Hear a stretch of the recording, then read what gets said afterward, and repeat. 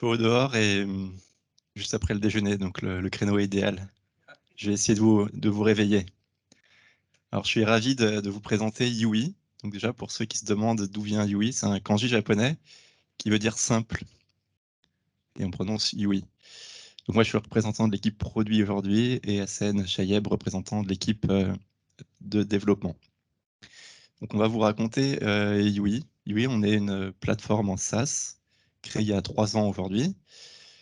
Et les analystes nous ont trouvé un petit nom pour créer notre marché qui s'appelle Value Management for Data Analytics. Je pense que ça ne suffit pas à vous présenter Yui et à vous raconter ce qu'on fait. Donc l'objectif pour moi aujourd'hui, ça va être d'évangéliser, comme d'habitude, de raconter ce qu'on fait avec Yui sur ce nouveau marché. Donc en fait, on aide vraiment les entreprises à mieux piloter et animer leur stratégie data et leur transformation de data au sens large, en leur redonnant les clés pour piloter la valeur, les risques et les coûts associés de tout leur portefeuille d'initiatives et d'assets sur l'ensemble du cycle de vie. Donc une autre vision serait de dire on vient reconnecter en fait le monde business représenté par les business owners, les sponsors et les business users au monde technique, enfin, en tout cas des équipes opérationnelles bien représentées et que vous connaissez parfaitement. Donc on agit en fait à l'échelle de l'organisation comme un cockpit unifié de l'ensemble de la transformation data et analytics, en étant complètement collaboratif pour engager toutes les parties prenantes et pour en tirer le maximum de valeur. Le constat de base est très simple. En fait, les investissements data analytics sont massifs, 215 milliards en 2021, croissance à 2 chiffres sur les 5 prochaines années. Et en même temps, aujourd'hui, les exigences sont accrues pour apporter du retour sur investissement.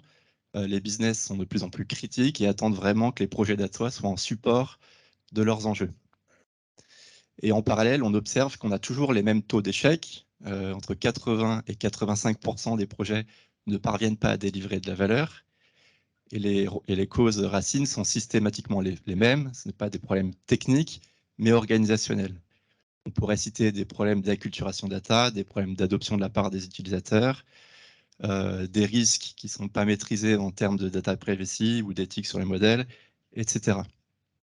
Donc, si je résume aujourd'hui les 4 grands enjeux pain points remontés par les CDO, c'est dans un premier temps des difficultés à créer la roadmap idéale, à industrialiser, standardiser la collecte des idées de use case, les prioriser et donc construire cette feuille de route data analytics. Le deuxième point, c'est de réussir à construire une visibilité à 360 sur le portefeuille d'initiatives et d'assets pour mieux en apercevoir les dépendances, les synergies, les gaps, le progrès, etc. Le troisième point, c'est de réussir à, de manière très courte, identifier les risques, les mettre à jour et identifier les actions de mitigation tout au long du cycle de vie. Et en face du risque, c'est le quatrième point, c'est comment est-ce qu'on arrive à démontrer très rapidement et efficacement de la valeur à l'échelle de l'organisation. On a donc construit Yui comme cette plateforme SaaS avec des différenciateurs uniques. On est capable de créer un lineage tout à fait business entre les assets, les initiatives et les éléments stratégiques pour l'entreprise. Donc, quels sont les impacts métiers? Assets, initiatives, impact. On est capable de réconcilier également en un portefeuille unique, d'une part, les assets et les initiatives sur l'ensemble du cycle de vie et d'apporter une surcouche de collaboration avec des workflows pour pouvoir créer une gouvernance globale, end-to-end. Donc, ce n'est plus une gouvernance data, une gouvernance modèle, une gouvernance éthique, mais vraiment une gouvernance de bout en bout transverse qui est possible avec Yui. Et le dernier point, c'est le plus important, c'est d'avoir mis la valeur vraiment au centre de la plateforme, de sorte que chaque équipe soit en mesure de savoir pourquoi on fait le projet, quel est le gain attendu pendant le développement et pendant le run, de savoir si la valeur a été générée ou non. Donc, je vais vous laisser Hassen raconter un peu les dessous de la plateforme. Merci Baptiste. Ouais. Donc, comme le disait Baptiste, les problèmes qu'on adresse avec Yui sont plutôt organisationnels et humains. Donc, ce qu'on a fait avec Yui, c'est qu'on a traduit ces problèmes en principe d'architecture pour construire une plateforme qui va nativement apporter une solution à ces points-là. Donc, on a construit une plateforme. Donc là, je vous présente ces principes d'architecture qui sont un peu l'ADN technique de UI. Donc, là, c'est quelques-uns de ces principes. Donc, on veut une plateforme qui soit collaborative. Donc, quand je dis collaborative, c'est-à-dire on veut une plateforme où les différents parties, donc que ce soit les équipes de données ou les équipes métiers, puissent collaborer ensemble en temps réel et avoir de l'édition concurrente sur la plateforme, donc pour pouvoir bien collaborer ensemble. On veut une plateforme qui soit flexible. Quand je dis flexible, c'est qu'on veut arriver, l'enjeu c'est de capturer le modèle organisationnel d'une entreprise pour pouvoir adapter UI à chaque entreprise. Donc le but c'est de pouvoir offrir le meilleur contexte dans UI et ça vient renforcer le premier point puisque si on arrive à bien capturer le contexte, on va avoir une meilleure collaboration. Et enfin, on veut une plateforme qui soit ouverte. Donc aujourd'hui, les équipes data utilisent plein d'outils. Donc on veut pouvoir rapatrier les données de n'importe quel outil dans UI et pouvoir l'utiliser et construire dessus. Donc, il faut que ce soit ouvert dans les deux sens, donc que ce soit des données entrantes ou aussi les données de UI, pouvoir les utiliser dans d'autres outils.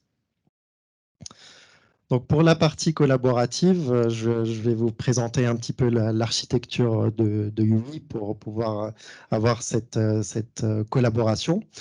Donc on a adopté une architecture orientée event.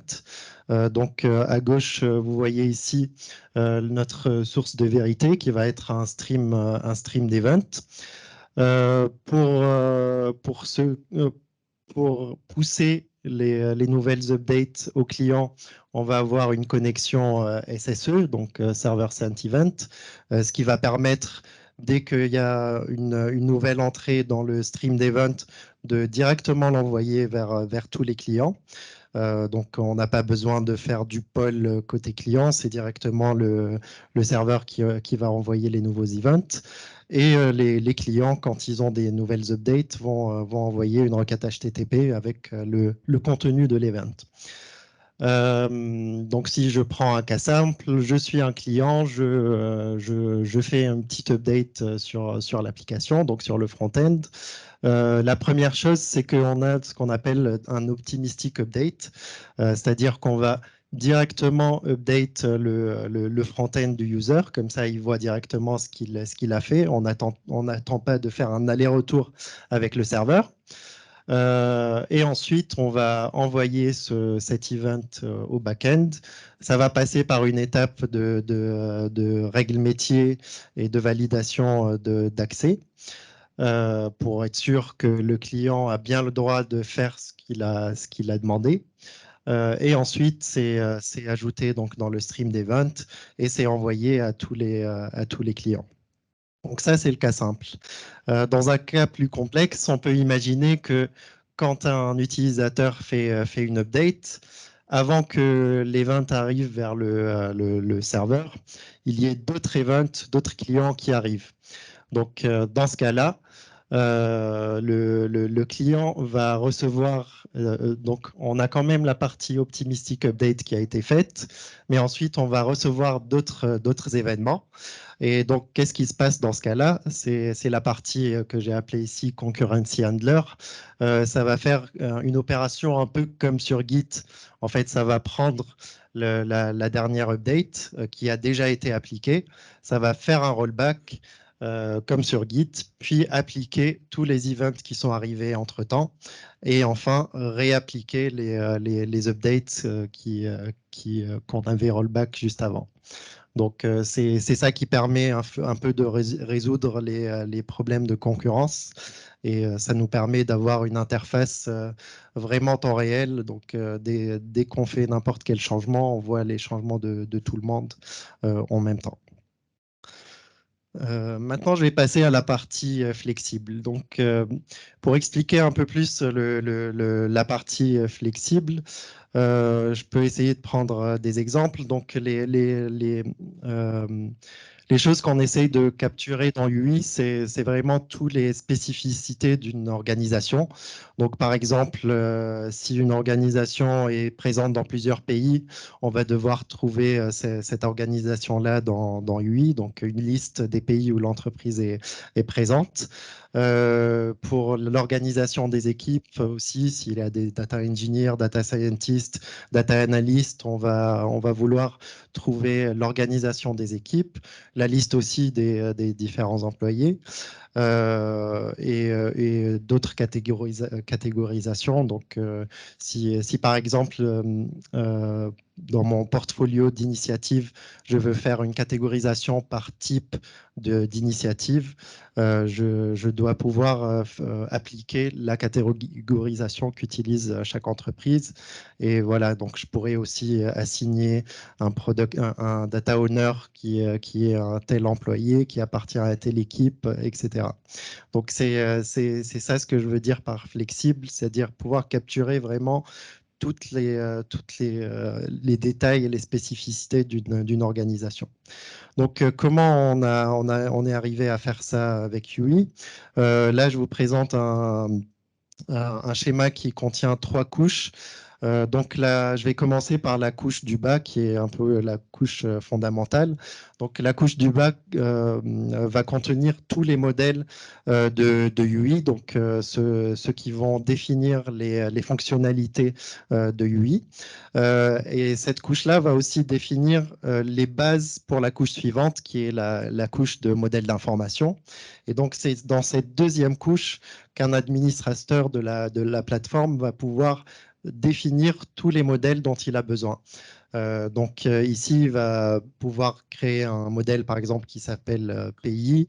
Il va pouvoir mettre dessus les bons fields, donc les propriétés qu'il faut, les relations qu'il faut avec les autres modèles, etc.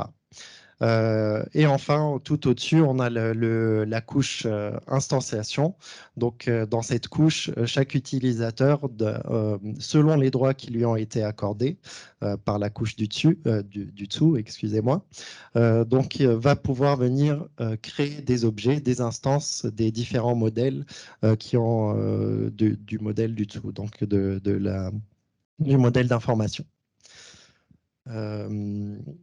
Et donc, en fait, cette deuxième couche qui donne la flexibilité à UI est assez distinctive, puisque dans la plupart des plateformes aujourd'hui qui existent, le modèle est fixe. Par exemple, si je prends Jira, par exemple, on va avoir un modèle de task.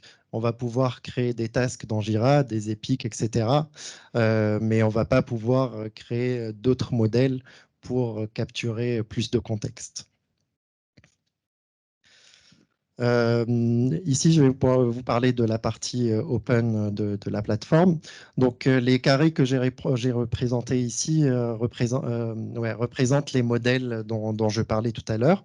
Donc, la première ligne représente les modèles qui sont présents de base dans UI. La deuxième représente les modèles qu'un administrateur peut venir ajouter dans UI. Et en dessous, j'ai représenté des modèles qui peuvent provenir de connecteurs, qui peuvent donc provenir de connecteurs third party, quoi. Donc d'autres outils de la data stack, par exemple des outils d'observabilité, de data quality, de project management comme Jira, etc. Voilà, donc ce que j'ai voulu montrer par ce schéma, c'est que tous ces modèles sont sur le même niveau de notre côté. Donc, sur tous ces modèles, on va pouvoir avoir les mêmes fonctionnalités, que ce soit les modèles de UI ou les modèles qui ont été récupérés d'autres plateformes. On va avoir les mêmes fonctionnalités dessus, donc on va pouvoir créer des relations, on va avoir les capacités de collaboration, de visualisation, d'automation, etc. Et donc ça, c'est assez puissant puisque ça veut dire que les données qu'on récupère de l'extérieur ne viennent pas comme un cheveu sur la soupe, mais sont intégrées complètement à la plateforme. Voilà, donc là, c'est juste un slide pour résumer un peu notre manière de fonctionner et notre stack. Oui, on utilise aujourd'hui AWS comme provider, mais notre code d'infrastructure est sur Terraform, donc on est capable aussi de déployer la plateforme sur d'autres cloud providers ou bien on-premise aussi, donc c'est prévu pour. Je donne la main à Baptiste pour la démo. Mais du coup, pardon, bonjour. Juste avant la démo, Oui. Du coup, votre produit, qu'est-ce que c'est? C'est un SaaS. Vous avez démarré en disant, vous êtes sur un segment produit qui n'est pas clair en termes d'identification. Vous avez présenté votre schéma architecture collaboratif. Vous avez présenté ce que vous appelez les modèles, pas très clair. Du coup, votre produit, qu'est-ce que c'est? Maintenant qu'on a eu votre présentation, avant de passer à la démo. C'est ce que j'ai tenté de présenter en intro, donc ça a dû être mal passé, mais c'est une solution de pilotage des portefeuilles d'initiatives et d'assets sur l'ensemble du cycle de vie. De la donnée. Oui, de la donnée et des projets qui viennent traiter et manipuler la Donc, j'ai donnée. une initiative de projet pour créer un modèle statistique, de connaître, je sais pas, l'appétit des clients sur tel ou tel projet, tel ou tel produit. C'est une initiative que je déclenche dans votre plateforme. Tout à fait. D'accord. Au même titre que les 150 autres projets qui auront été lancés par l'organisation. OK. Et donc aujourd'hui, une plateforme qui permet d'avoir cette visibilité complète sur l'ensemble des initiatives, qu'elles soient en phase de POC, en phase de développement ou qu'elles soient déjà déployées en phase de monitoring, il en existe peu. D'accord. Donc, c'est un produit de gestion de projet data. De gestion de portefeuille de projets. Portefeuille de data. projet data. Tout à fait. Pourquoi portefeuille et... Parce qu'on n'est pas centré sur le projet en tant que tel, mais vraiment sur l'ensemble des projets au sein de l'organisation. Tous ceux qui en bénéficient sont justement les responsables de portefeuille business, le Chief Data Officer évidemment qui est un des personnels clés qui vient consommer nos différentes vues. Et la spécificité, c'est qu'on connecte également les projets à leurs données. Donc, comment est-ce qu'on monétise aujourd'hui un portefeuille d'assets de données? C'est un vœu pieux de toutes les entreprises, c'est-à-dire qu'on aimerait pouvoir savoir quelle est la valeur et le potentiel d'une donnée. Ça dépend forcément de ses usages. Donc, on connecte la donnée à ces cas d'usage, et les cas d'usage, eux, portent les éléments de gain, d'impact business. Merci beaucoup. Et donc, je vais vous montrer quelques écrans dans le produit. Évidemment, tout est configurable, customisable, vous l'aurez compris. Donc, on est capable effectivement d'accueillir différentes populations, différents personas, des profils business, des profils d'équipe projet, des profils plus techniques qui travaillent vraiment sur le delivery des use cases. Et la première chose quand on parle de création de valeur, c'est vraiment de capter les chantiers stratégiques à l'échelle de l'organisation autour de la donnée. Je suis une organisation qui souhaite améliorer ma centricité client, qui souhaite améliorer mon efficacité marketing, etc.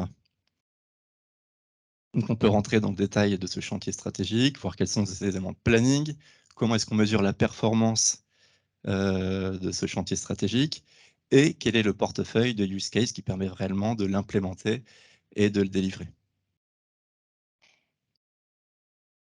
Donc si en fait je reviens à mon écran précédent, je peux illustrer un autre workflow qui est celui d'un utilisateur métier qui a été bien acculturé. L'équipe centrale d'Ataya a très bien fait le travail et je suis utilisateur métier, j'ai une idée et donc je peux venir dans le portail déposer une nouvelle idée. Aujourd'hui, on s'aperçoit chez nos clients qu'en fait ce processus-là est complexe et finalement les business ne participent pas à la construction de la feuille de route Data Analytics parce qu'elles n'ont aucun moyen déjà de s'exprimer et de remonter leurs idées de cas d'usage. Donc ici, je peux décrire très simplement à travers un formulaire très simple qui est configurable pourquoi est-ce que je souhaite lancer une idée, comment la data peut m'aider, etc. et soumettre l'initiative. Donc derrière, on peut évidemment notifier les personnes qui sont sur ce périmètre-là, responsables sales, par voie de notification interne, par email, par Teams, etc. Et celui-ci peut venir prendre connaissance de l'initiative nouvellement déposée dans UI, et s'il est intéressé, lancer une phase de qualification plus approfondie en choisissant le template qui l'intéresse le plus. Qui vient lancer une phase de qualification, de détail et de cadrage de cette initiative, de ce use case, et bénéficie d'un nouveau formulaire qui a été ajouté parce qu'il est en phase de qualification, lui permettant d'évaluer à la fois l'impact et la complexité de son cas d'usage. Impact et complexité qui vont me permettre justement de prioriser, de faire la priorisation de mes use cases à l'échelle de mon organisation, en affichant potentiellement les chemins de dépendance entre ces différents cas d'usage. Donc là, on va retrouver les deux chantiers stratégiques en bleu et en vert. J'aimerais bien délivrer ceux qui ont le plus de valeur business, le maximum d'impact. C'est aussi les plus complexes, donc je vais partir d'une approche plus pragmatique où je lance en priorité les use cases qui sont les plus abordables. La suite logique, c'est évidemment de construire la feuille de route, la feuille de use case. On les groupe ici par chantier stratégique, on pourrait les regrouper par business ou par n'importe quel autre élément qui est nécessaire à capturer la spécificité de l'entreprise. Et on peut déjà aussi commencer à monitorer le portefeuille en affichant un niveau plus opérationnel de chacun de ces projets. Donc on va retrouver les projets qui sont délivrés en mode agile avec différents sprints et certains projets qui sont délivrés avec des jalons un peu plus longs en waterfall.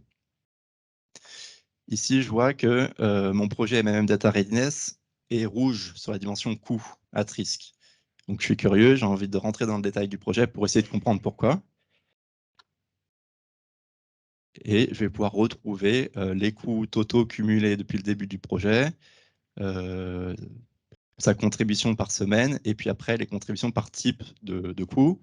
Donc je vais retrouver le coût d'infrastructure et je vois qu'effectivement, sur la dernière semaine, j'ai des coûts d'infra qui ont explosé. Et donc je vais pouvoir aller investiguer dans la plateforme cloud pour essayer de comprendre pourquoi mon projet génère des coûts trop importants cette semaine-ci. Donc la vision qu'on a là-dessus, c'est qu'on est capable à la fois d'agréger des coûts qui viennent des plateformes externes, typiquement les coûts d'infrastructure viennent des cloud providers. On est capable de s'intégrer avec les outils de staffing chez nos clients pour récupérer les coûts RH.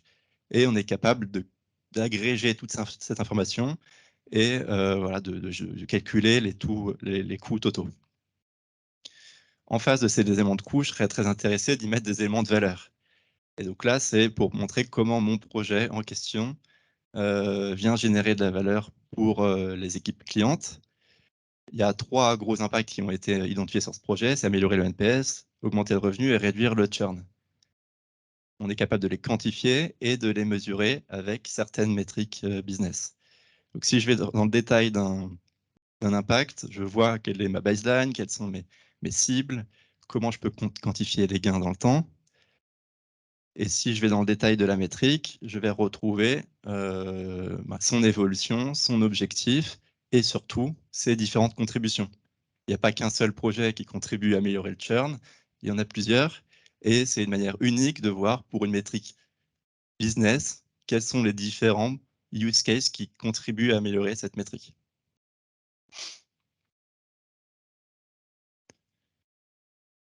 Donc, si je retourne sur mon cockpit projet, je retrouve les éléments de coût et de valeur déjà présentés. Et je peux capturer n'importe quelle autre information utile pour la compréhension et le contexte de mon projet, comme la liste des données dont j'ai besoin.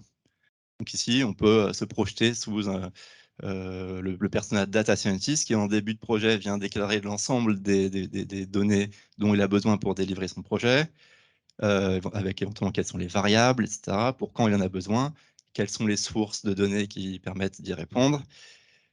Et avec une intégration avec un catalogue de données, ce serait possible d'y attacher une référence, un asset. Et donc, on a un workflow aussi très collaboratif. Moi, data scientist, j'ai demandé cette donnée, j'ai reçu un asset, j'ai pu accéder à la donnée, je l'ai checké, c'est ce qu'il me fallait, et donc je valide que mon besoin est bien rempli. Et si ce n'est pas le cas, je pourrais entamer des discussions, une collaboration avec d'autres personnes dans l'entreprise. Et ça, vous noterez que la collaboration est vraiment contextuelle. Je peux ouvrir une discussion sur n'importe quel élément le plus fin. Et donc, de la même manière qu'on capture les requirements et les inputs du projet, on peut évidemment capturer les outputs, les outcomes du projet, qu'est-ce que je vais construire, un dashboard, un modèle, etc. Et je peux illustrer aussi qu'on est capable de traquer l'avancement du projet en capturant des éléments plus opérationnels comme les épiques ou les tasks qui viennent de Jira. Et c'est notamment la raison pour laquelle je peux illustrer une intégration avec un Jira. L'équipe de développement de ce projet travaille dans Jira au jour le jour, suit ses tasks dans Jira, et à l'échelle du projet, on va retrouver dans ce cockpit toutes les tâches ou les épiques qui ont été traquées d'un point de vue très opérationnel. On a une question dans le fil, j'en profite pour la poser. Ou Badr, si tu veux ouvrir ton micro et la poser directement, ça sera encore plus sympa. Yes. Ouais, salut, bonjour à tous. Je reviens juste un petit peu en arrière par rapport au lancement d'initiative. J'ai entendu dire que c'est un business owner ou en tout cas des business qui lancent l'initiative et pour ensuite en notifier les responsables derrière. Dans l'exemple, il y avait un responsable sales par exemple. Mais est-ce que d'un point de vue très opérationnel, est-ce qu'un data engineer par exemple peut lancer l'initiative de cette même façon? Ah oui, il n'y a pas du tout de contrainte dans qui peut déposer ou pas une idée, enfin, ou une initiative. Et c'est absolument configurable aussi. Pour le coup, s'il fallait mettre des contraintes, on saurait le faire. Mais la vision, c'est plutôt d'ouvrir la collaboration et voilà, de pas fermer, quoi, de permettre à tout le monde de s'exprimer et de créer des idées de use case. Est-ce que ça répond à ta question? Merci. Yes, merci beaucoup. Ouais.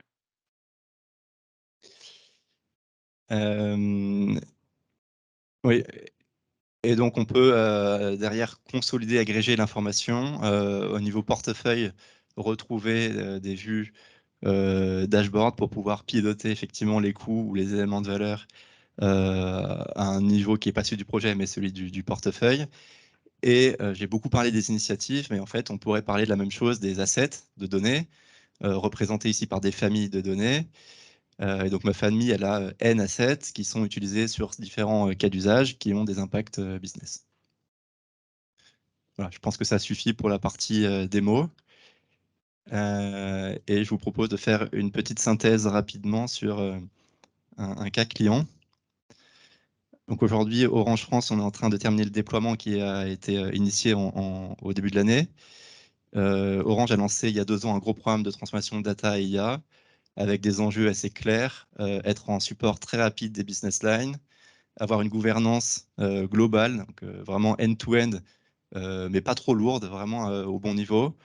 Et ils ont identifié comme enjeu stratégique aussi de pouvoir mesurer les contributions de valeur avec des objectifs clés, réduire le time to market des solutions lancées, en améliorer le ROI avec un focus important sur la performance des modèles. Tout ceci étant décrit dans un playbook qui fait quelques centaines de slides, mais qui est vraiment animé et rendu vivant par la solution, par Yui. Et je m'arrêterai là après. Yui est vraiment intervenu comme le carrefour au centre de l'organisation qui connecte vraiment des personas et des équipes très différentes.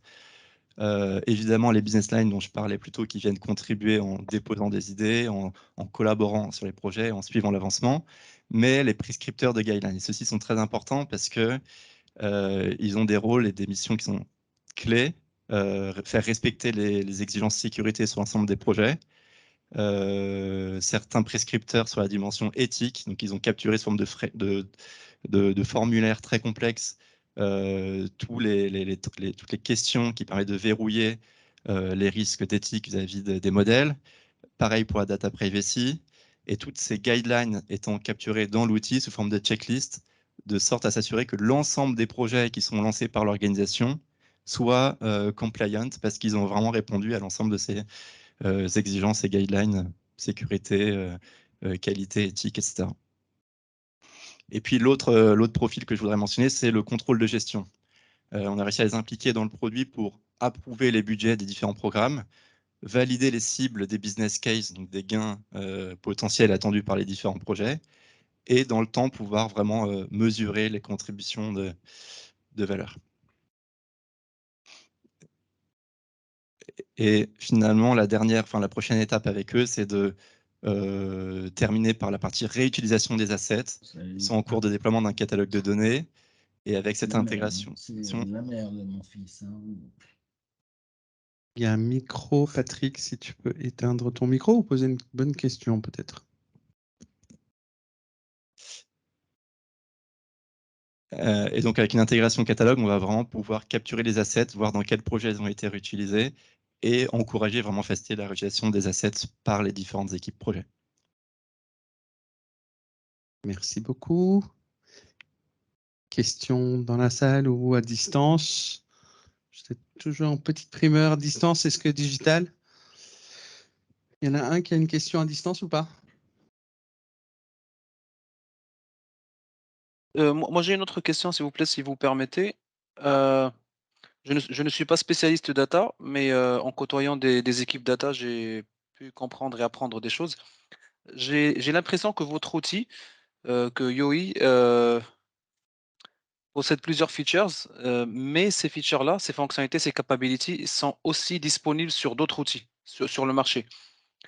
Comment vous dealez avec cette contrainte-là? Comment vous arrivez à convaincre une organisation à acquérir votre outil qui consolide plusieurs datas de nature différente? Vous avez parlé de gains, de compliance, d'éthique, etc. versus aller acquérir unitairement des outils spécialisés qui ne font que ça. Et donc, comment vous approchez cette contrainte-là et pour essayer de convaincre? Je synthétise un peu la question Merci. par rapport à la concurrence. Voilà. Au hasard, Jira. Alors, Jira va permettre de faire un suivi très opérationnel des tâches. Souvent, la granularité, c'est 2-3 jours, une semaine, sur un projet. Si vous passez à l'échelle et que vous voulez capturer l'ensemble des projets dans le portefeuille, ça devient compliqué. Et comme l'introduisait Hassane tout à l'heure, Jira est assez verrouillé en termes de modèles de données et rend quasiment impossible la capacité à capturer les éléments de valeur ou les éléments organisationnels, quels sont les thèmes stratégiques, quels sont les pays, etc. Donc on est Trouver un moyen de probablement différencier pour en fait la question de Badre, c'est comment convaincre en fait une entreprise d'acheter votre solution. Oui, et alors nos concurrents seront probablement plus du côté du monde du portfolio management, project portfolio management, mais on considère que de ce côté-là, les solutions ne sont pas du tout spécifiques sur les projets data analytics, et Yui a vraiment cette spécificité de bien connaître l'écosystème data et proposer des intégrations avec l'écosystème des plateformes cloud, data science, DataOps, MLOps, etc. Pendant qu'on y est, votre concurrent direct serait qui? Aujourd'hui, à notre Vu qu'il y a un segment de marché qui est identifié pour, du coup, qui tourne autour? Alors justement, le Data Analytics for Value Management, les analystes, et pour pas citer ceux du Gartner, nous ont créé ce marché. Pour vous? Pour nous. Alors ça, gratos? Gratos, avec un peu de travail de notre côté, d'évangélisation, etc. Mais voilà, c'est un marché qui est en cours de création. OK. Bonjour, donc moi, comme vous parlez de use case, je vais utiliser un use case. Je suis un assureur, j'ai 3 marques, chaque marque a ses clients. Le patron m'a dit, parce qu'il a écouté McKinsey, qui lui a dit, bah voilà, il faudra regrouper toutes ces CRM dans une seule solution, Salesforce. Voilà. J'ai d'un côté donc Salesforce, j'ai Colibra, j'ai Data Galaxy. Où est-ce que je peux utiliser votre outil? À quoi il va me servir? À quel moment et pourquoi faire? Donc là, vous avez mentionné des catalogues de données, qui sont effectivement une bonne base pour créer le patrimoine de données au sein de l'entreprise. Mais en faisant ça, en fait, vous n'allez pas partir du pourquoi. Quels sont les objectifs de votre programme et de votre entreprise vis-à-vis de la data? Vous allez me répondre que vous êtes une entreprise data-driven, et c'est tant mieux, mais vous allez probablement décliner en fait cette vision data-driven à travers un nombre de priorités stratégiques un peu plus long terme, à 3, 4, 5 ans, et vous allez vouloir implémenter ces chantiers stratégiques en lançant des différentes initiatives qui vont venir utiliser les données que vous avez mappées et identifiées avec les catalogues. Donc en fait, on est vraiment complémentaires. On vient s'intégrer aux différents outils, dont les catalogues, pour recréer le cockpit ou la tour de contrôle de la transfo data analytique.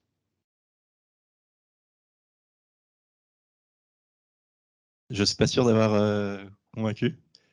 C'est des réserves, des questions. Tu veux continuer? Plaisir.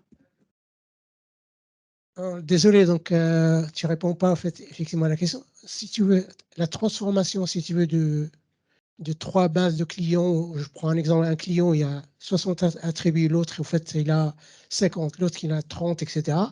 Je devrais regrouper tout ça dans une seule base client à partir de laquelle je vais faire des campagnes marketing. Donc, au lieu que ce soit les marques qui le font, c'est plutôt le groupe qui va le faire. Moi, la question que je pose, c'est donc ce projet-là, effectivement, il va y avoir des tâches, il y a des priorités, etc. Comment je peux utiliser votre outil pour m'aider à réaliser cette transformation, genre où j'ai 3 bases, 3 systèmes, à aller vers une seule base avec unifier les données, se connecter aux sources qui sont dans les agences, parce que les agences, on ne va pas leur modifier leur manière de faire, et avoir en final un tableau de bord qui dit, bah oui, j'ai lancé tant de campagnes, il m'a coûté tant, il m'a ramené tant, etc. Et là, ce que je voudrais, c'est juste où est-ce que votre outil, je pourrais l'utiliser.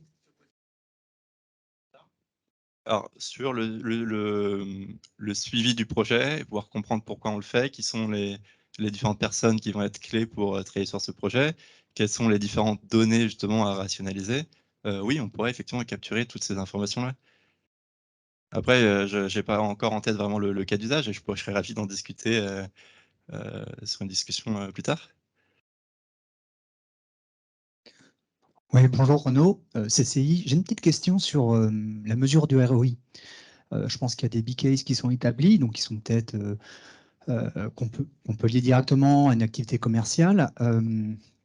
Orange, j'étais curieux de savoir quels étaient les critères de mesure de valeur qu'ils avaient pris. Il y avait 4 métriques de succès, le NPS, le revenu, la marge et une dernière financière mais qui m'échappe. Donc il y a vraiment des objectifs très quantifiés, assez financiers, et chaque projet doit se positionner en termes d'un 3 sur 4, c'est pas mal déjà. Ouais, c'était bien. Bonjour, Dominique de BPI. En termes d'intégration avec les autres stacks technologiques, vous avez parlé de Jira, on a vu une intégration, mais par exemple, vous parliez de catalogue de données. Qu'est-ce que vous allez récupérer comme information d'un catalogue de données? Vraiment toutes les métadatas qui permettent d'avoir une compréhension de la data, de la qualité. En fait, on connecte les risques et les éléments de valeur sur la data. Donc les risques viennent justement d'un problème de qualité, de disponibilité, le business meaning qui n'est pas bien capturé, on ne comprend pas la donnée. Enfin, donc, tout ce qui permet d'enrichir l'asset, la data, et qui a été capté par les catalogues, nous intéresse. Ok. Et je vois dans les autres icônes, là, Google, Azure. Par exemple, sur Azure, c'est quoi aussi votre interaction avec la stack Azure? De quelle nature elle est? Sur Orange, on a récupéré effectivement de GCP les coûts d'infrastructure pour chaque projet. On a calculé un coût global avec un coût de staffing et un coût d'infra. Mais là, vous concurrencez aussi alors les outils de suivi des coûts propres, notamment au cloud, avec leurs factures, avec 10 000 règles de gestion pour comprendre au final qu'est-ce que ça va nous coûter. Alors, on vient plutôt à agréger, c'est que chez les providers cloud, on va retrouver de l'info qui est beaucoup plus granulaire. Nous, on se positionne un cran au-dessus, on vient la combiner à d'autres types de coûts. Et si on s'aperçoit qu'il y a une anomalie qui vient des coûts d'infra, on va pouvoir demander à quelqu'un d'aller creuser sur la plateforme en question. Ok, très bien.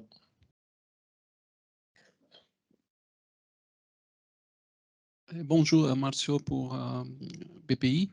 Est-ce que vous avez utilisé des frameworks déjà utilisés dans le marché, type Prince2 ou PMI, pour faire la conception de votre gestion de portfolio? Alors, si j'ai bien compris, c'est est-ce qu'on a embarqué dans le produit des frameworks de pilotage des projets ou des programmes? Utiliser déjà des méthodologies de conception, de gestion de portfolio qui existent déjà dans le marché? Oui, c'est vraiment la cible. C'est que nous, on renforce, en tout cas, on construit un produit qui est complémentaire des offres et de la connaissance qui existe sur le marché, que chaque client a, ses frameworks de priorisation. Tous les cabinets de conseil en ont. Et on n'a pas vocation forcément à apporter à nos clients cette connaissance, cette offre de service, mais plutôt à permettre à un partenaire intégrateur ou conseil de venir utiliser UI pour capturer ces frameworks. Donc, du coup, vous n'avez pas choisi un autre. Non, absolument pas, parce qu'on est flexible et qu'on permet de capturer n'importe quel framework. Ok, merci. Si vous permettez, j'ai une autre question, s'il vous plaît. Bien sûr. On a tous constaté que votre outil, il est plein de fonctionnalités, plein d'intégrations, ce qui est très bien. Mais supposons que vous êtes aujourd'hui devant un CDO, un CEO, un CXO, peu importe. Quel est votre pitch pour vendre? Quelle est votre proposition de valeur top numéro 1 pour convaincre à acheter votre outil? Quelle est votre proposition de valeur qui différencie? Je pense que j'ai la bonne slide du coup pour illustrer, c'est l'aspect connecter les données au projet et vraiment aux éléments de la stratégie business et création de valeur. Parce que sans ça, il n'y a rien. Comment vous allez chercher un budget pour expliquer que vous allez devoir investir dans des efforts de data gouvernance pour améliorer la qualité si vous ne connaissez pas le ROI et les gains générés?